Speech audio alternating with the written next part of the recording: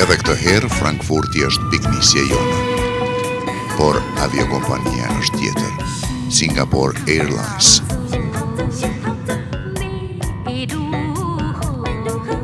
Drejtimi Hong Kong. Distanca shumë e madhe. Fluturimi 16 orë pa ndërprerje. Megjithatë, edhe fluturimi me këtë jumbo jet, edhe aterimi në aeroportin Kai Tak është i sigurt.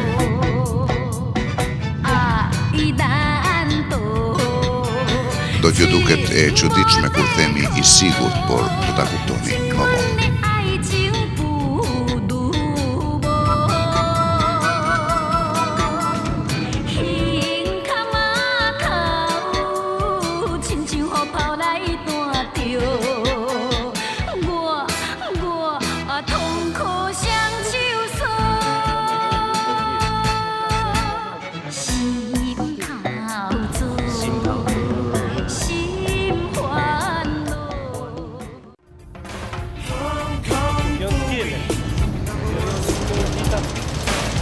Falë sponsorit agjencionit Albacos nga Frankfurti, vizitën Hong Kongut e bëjnë javën e fundit të statusit 90 vjeçar të Hong Kongut si koloni britanike.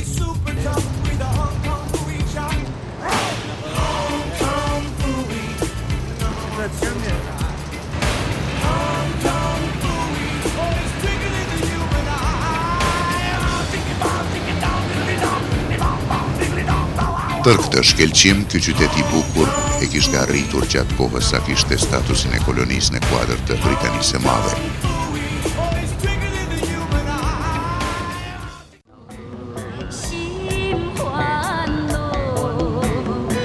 Hong Kongu shtrihet në gryken e deltës së lumit Pearl River në bregdetin jugperëndimor të Kinës.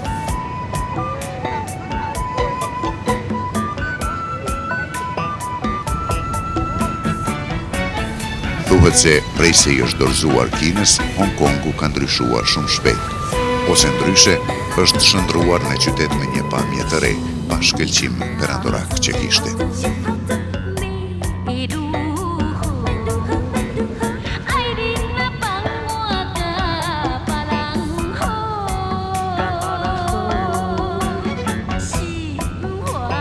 Këto pamjet e udhëheqësës janë nga pjesa e quajtur Kowloon.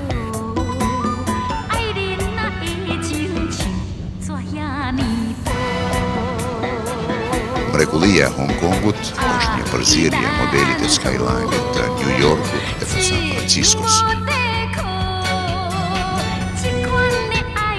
Këtu sikur ishte vendi më i preferuar për fotografim dhe përjetësim të një çasti nga vizita Hong Kongut. Vizitor ka shumë, por më pak nga Europa, ndoshta për shkak të largësisë.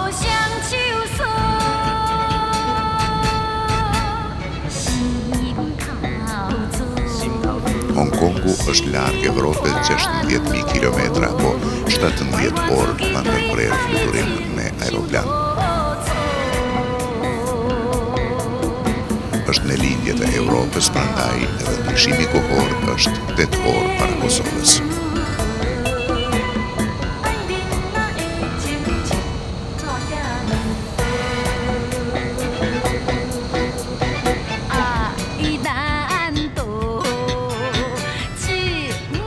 Jemi në udhëheqësen Kowloon dhe kalimi në anën tjetër të Hong Kongut bëhet me feribot, anije apo me barka të ndryshme, të cilat janë mjete kryesore transporti nga udhëheqësa në udhëheqësa të Hong Kongut.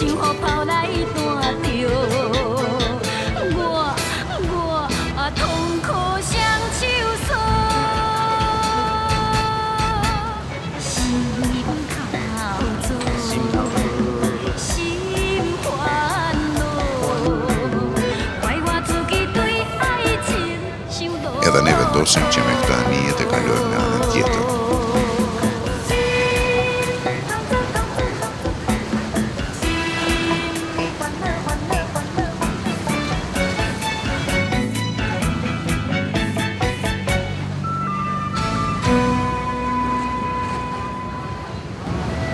Qeveria Speciale Administrative Regionale Hong Kongun e ka quajtur qytet aziatik i botës. Këtë mund të vërtetojnë vizitorët, megjithatë një gjë është e sigurt. Hong Kongu është qytet unik në Azi.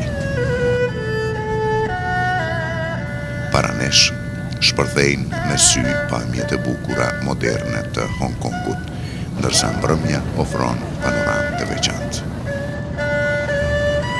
Gjatë lundrimit mund të vëreni se tërkohen ka tundje, tërkjo për shkak të errave që vijnë nga oqeani. Moti në Hong Kong është mesatarisht i ngrohtë. Në muajin janar është rreth 17 gradë, kurse në muajin gusht 29 gradë Celsius. Valuta e vendit është dollari i Hong Kongut dhe ka vlerën 12 cent euros. Gjuha andare e banorëve të Hong Kongut është kinezishtja, por edhe anglishtja e ka këtë status. Mirëpo, pas dorëzimit të Hong Kongut Kinës, banorët e Hong Kongut më pak e dinë anglishtën. Ndodhi kjo për shkak se shumica e banorëve pas statusit të ri emigruan jashtë Hong Kongut. Kjo është qendra e biznesit në Hong Kong. Në këtë kuart dominojnë rrogaqjet e lartë me një arkitekturë moderne që mund të krahasohet me arkitekturën e New Yorkut, Frankfurtit atë ndonjë metropoli tjetër. Dominojnë ndërtesa moderne në të cilat funksionojnë banka të mëdha. Ndër më të njohurat janë Banka e Hong Kongut, Banka e Kinës,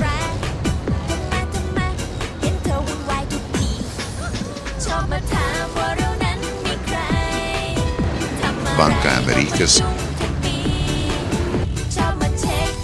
Banka e Bashkuar e Hong Kongut dhe Banka e Shanghait. Aty është edhe bursa e njohur e qytetit. Hong Kongu ka identitet të veçantë, mbetet qytet i madh komercial ku paraja kurrë është fituar më shpejt. Hapur në vitin 1986, kjo ndërtesë e korporates Hong Kong Shanghai Banking është paraqitje tipike e arkitekturës bashkëkohore. Aty është edhe ashensori për të ngritur deri tek pjesët e jashtme e ndërtesës dhe e bën një ndër vendet më të preferuara të vizitorëve.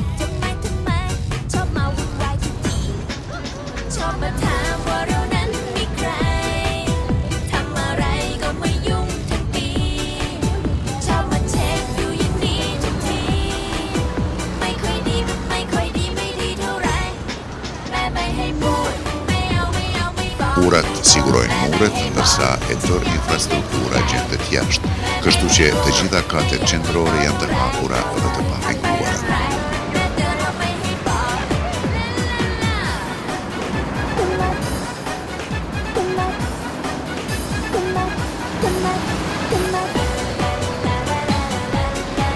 Arkitekti kino-amerikan Pei zhvilloi synimet triumfaliste të Pekinit në rrogaqjet e lartë, të bukur dhe në formë të parregull.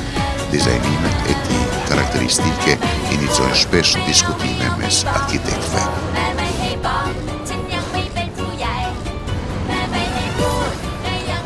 Edhe ekonomia e Hong Kongut e ndjeu krizën aziatike të vitit 1997. Megjithë këtë, komercializimi është ende karakteristikë kryesore e këtij territori. Paraja edhe më tutje vazhdon të zë vendin e parë në Hong Kong.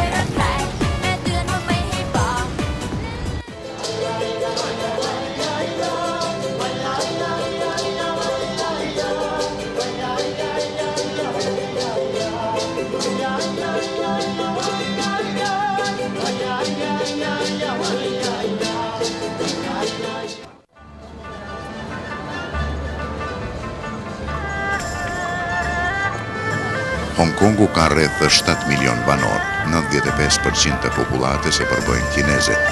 Filipinas ka 2% dhe më pastaj radhiten indonezianët, tajlandezët, britanikët, indianët, japonezët, pakistanezët e kështu me radhë.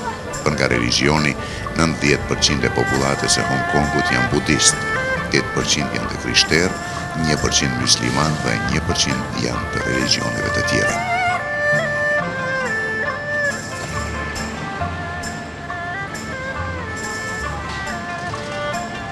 Kjo pjesë e qytetit quhet Kowloon. Është mjaft frekuentuese me dyqane të ndryshme, më të shtrenjtat që mbeten të hapura deri në orët e vonë të natës.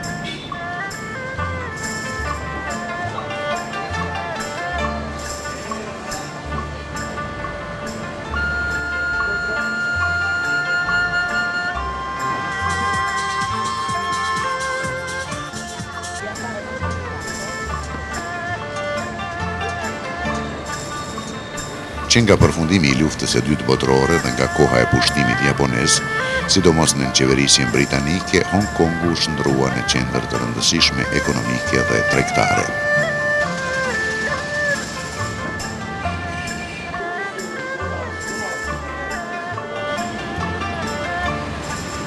Por, ndërkohë u bë edhe vatër e strehimit e kinezëve që iknin nga Kina. Prej viteve 80, këtu gjenin strehim edhe refugjatët vietnamesë.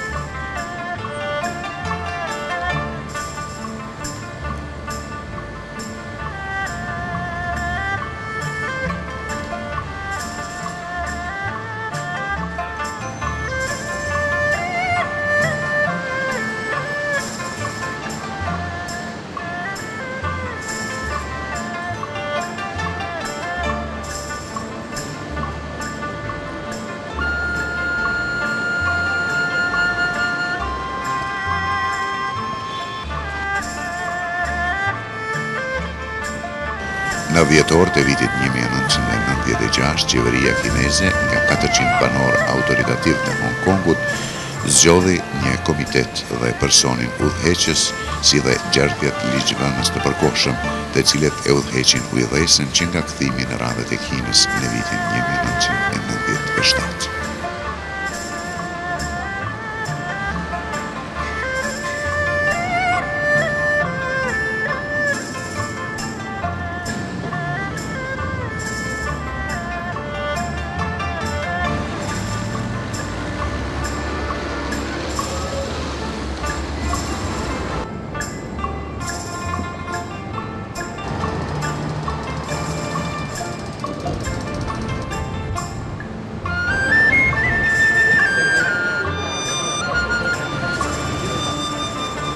Kështu natën Kowloon lundron koloritin të bujshëm të ngjyrave dhe shkronjave kineze.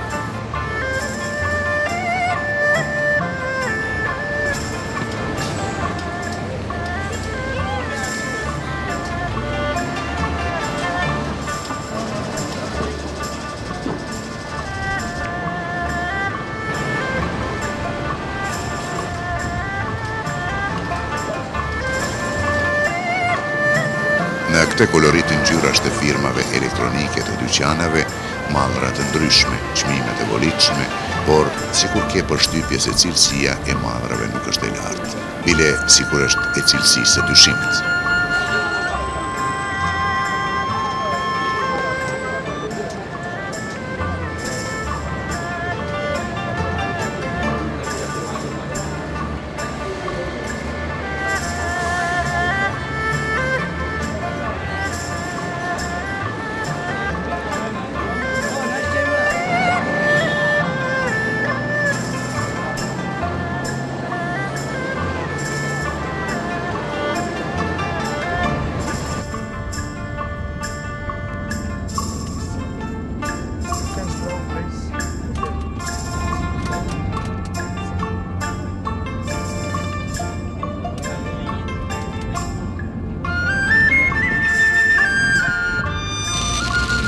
Nga Nikoqiret kuptuam se por ndërtohej një aeroport i ri, shumë i madh, por taksisti si taksisti nuk na tregoi se nuk mund të afroheshin për të xhiruar. Prandaj dhe si ishte hera e parë që ishin viktime taksistit që llogarit taksimetrin me kutin e vet dhe në fund ose arrin në cak pas shëtitjeve të shumta, ose si këtë herë nuk arrin fare aty ku dëshiron.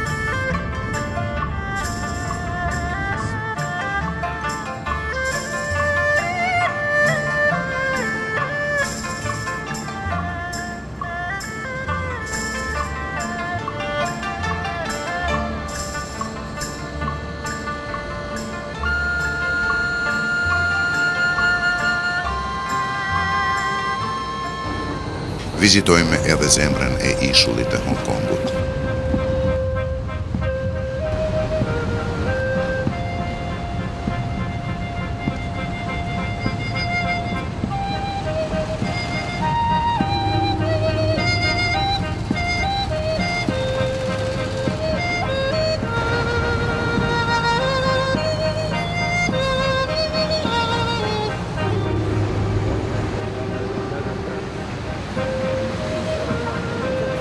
Me tramvajat 2 katësh të hapur, të cilët shndroheshin aq afër njëri tjetrit sa mund t'i prekje me dorë. Si për ta dëshmuar këtë, regjistruam edhe Mistan, Sebastianin dhe Pietrin.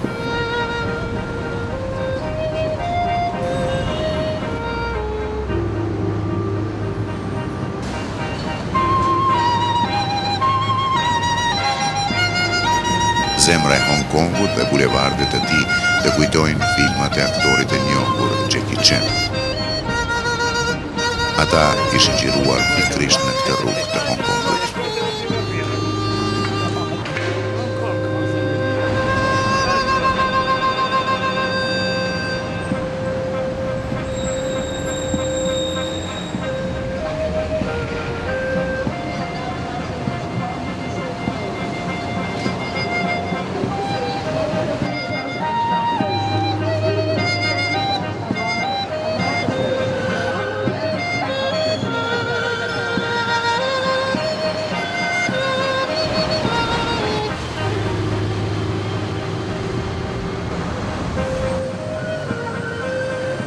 Këto që i shihni nuk janë pjesë e arkitekturës, por nevojë e madhe për shkak të klimës.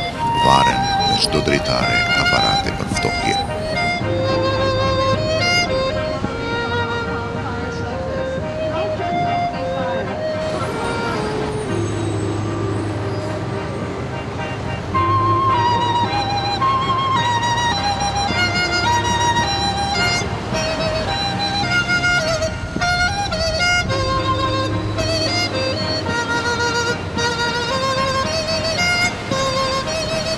Çdo pazar I jep sharm të veçantë urban këtë metropoli, por mund ta vëresh edhe një vest tipik tregtar, por jo të tregtisë bashkëkohore që ende ka mbetur në disa vende. tregtarët e fillonin pazarin me çmime astronomike, për të zbritur gradualisht nga çmimi në çmim deri në minimale dhe për të na bindur se vlen për ta bler mallin që ofronin. Bindjet zgjatnin aq shumë sa humbje kohë derisa të lejonin të dilnin nga dyqani.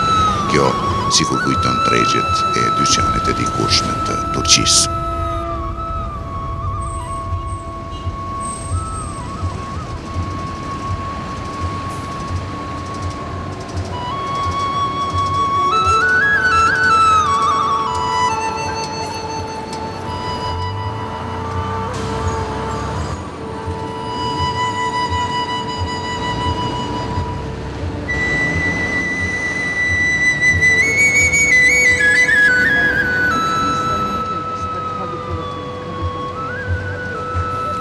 Edhe në Hong Kong kishte falltor. Ky njeri na diktoi se ishim nga Evropa dhe pas insistimit të gjatë e këmbgulës, ja arriti të fitoi diçka edhe prej nesh. Ne na mbeti vetëm një pelhur kineze me emrat tanë që shënuam në të dhe urata e falltorit për të ardhmen tonë të mirë. Por më sigurt ta ishte se na mbeti kjo pelhur në shenjë kujtimi për vizitën Hong Kongut.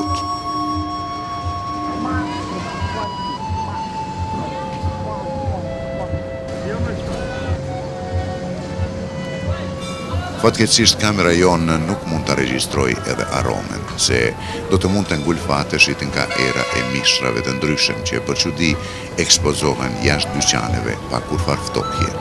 Me që shpëtuam pa ndonjë helmim, me siguri ushqimin e hotel nuk do të ketë qenë i tillë, por të shkon mendja te konsumatorët e tjerë, o kanë fat, o kanë organizëm shumë të fortë.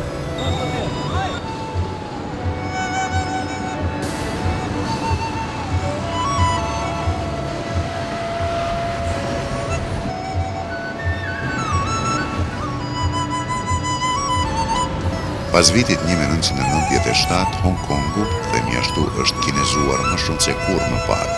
Megjithse në Hong Kong ka dhe Filipinas, Indian e të tjerë që e përbëjnë mozaikun e veçantë etnik të këtij qyteti. Sido që të jetë, Hong Kongu vazhdon të shquhet me lirinë e fjalës e të fesë. Për ngatësia e popullatës, Hong Kongu është ndër më të populluarat në botë.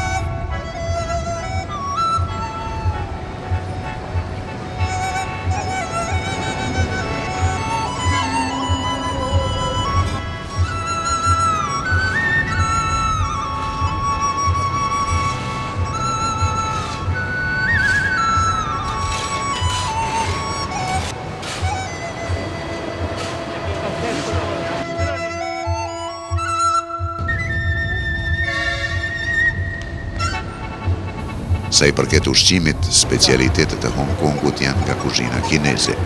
Orizi është kryesori dhe përgatitet me mish derri apo mish pule dhe me perime të ndryshme. Autorit e këtij reportazhi u dasht kohë derisa mësoi të kërkojë ushqim që i përshtatej, përndryshe do të mbetej pa bukë.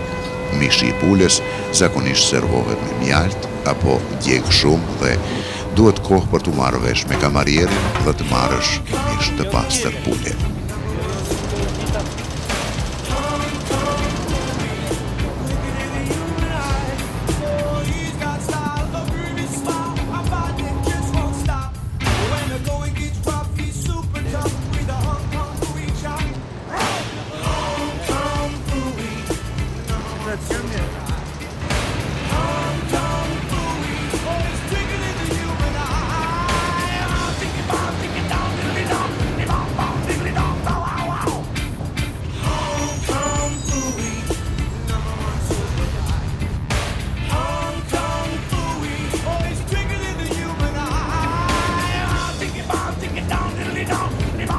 Pas shëtive me tramvaj, nga sheshe në sheshe vazhdojmë tash me anije, nisemi nga porti Queens, gjithandej në përgjim.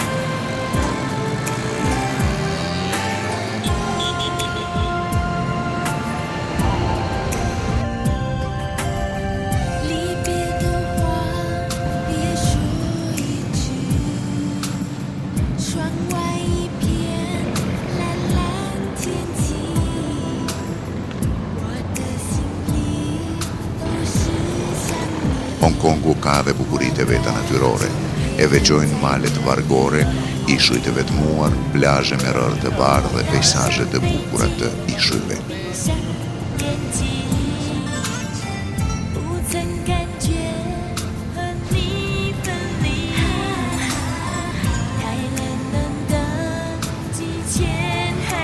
Me gjithë errat e mëdha në oqean dhe tundjet e anijes, autori i këtij reportazhi ja del që të filmoj shumë çka nga ajo që ofron Hong Kongu.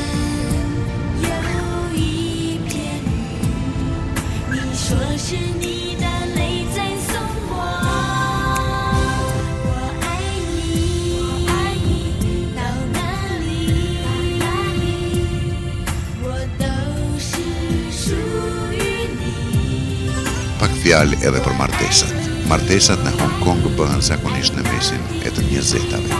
Çiftet të zgjedhin njëri tjetrin për martesë dhe nuk ka imponime, ndërsa dasmat janë të mëdha dhe i organizojnë në restorante. Gjatë dasmës, në orët e pasdites, tradit është loja me karta mahjong, një përzierje me dominos e kartave.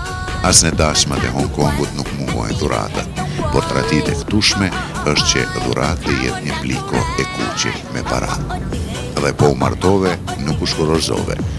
Nuk e dim pse, por martesa në Hong Kong është shumë e qëndrueshme dhe sipas statistikave, numri i shkurorëzimeve këtu është më i vogël në botë.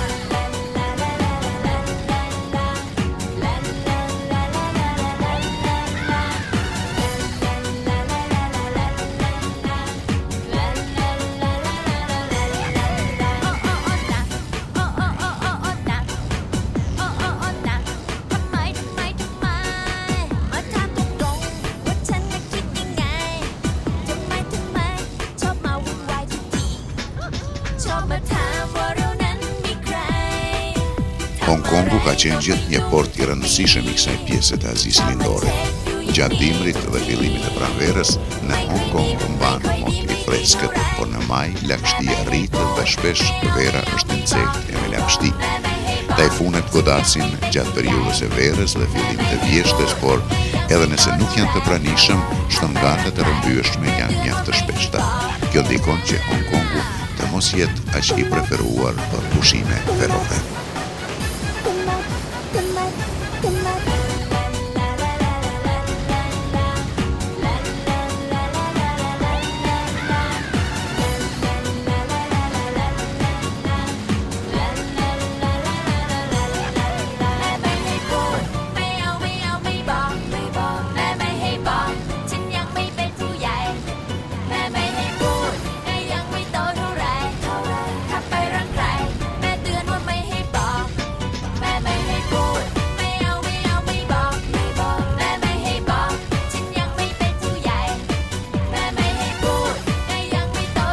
Njëra nga pjesët e Hong Kongut me emrin New Territories, apo teritoret e reja, gjendet në pjesën veriore dhe prej aty mund të kalohet në Kinë, por edhe më tutje, pa pasaport nuk mund të kalosh në Kinë.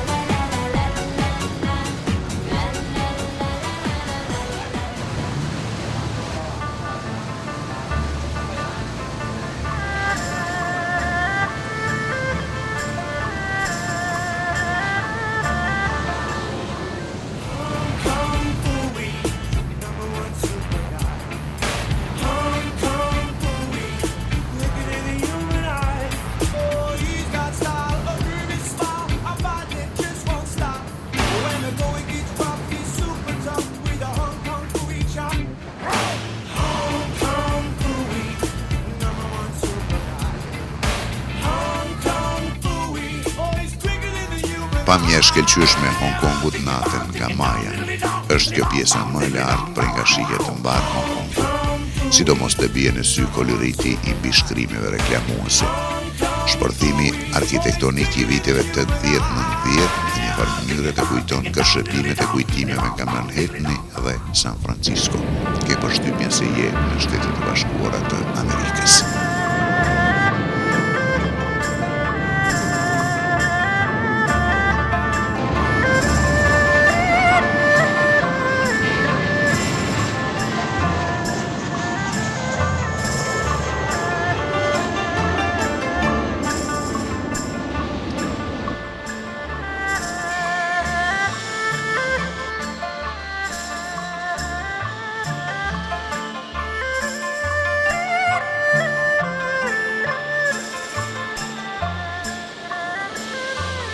Kuarti Kowloon gjendet në afërsitë e aeroportit Kai Tak. Nuk është lehtë të banosh në këtë kuart nga se zhurma e aeroplaneve që fluturojnë ulet nuk të le të gjetë.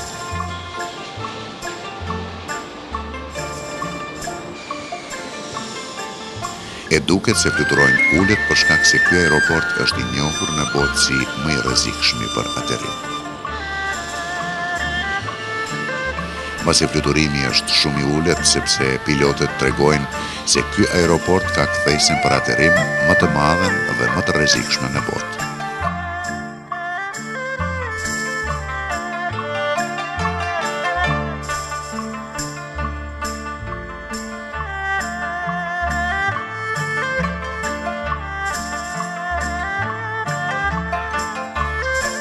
Nuk për këtë, në vitin 1993, një aeroplan i kompanisë kineze të fluturimit kishte rrëshqitur në det, por për fat nuk kishte pasur viktima.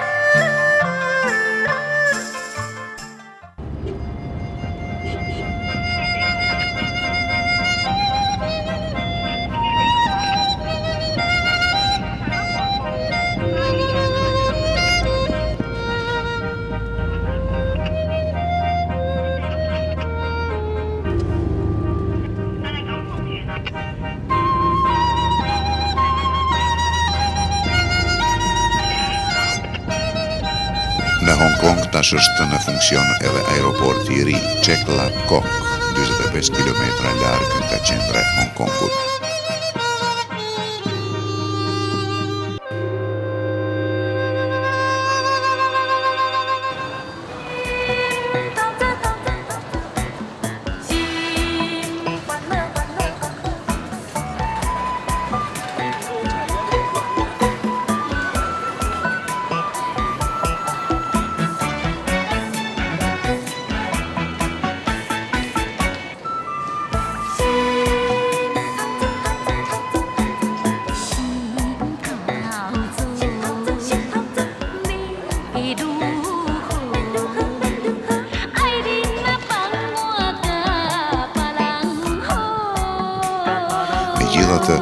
Me që atëru pa probleme, pa frikë, do të fluturojnë prej aeroportit Kai Tak.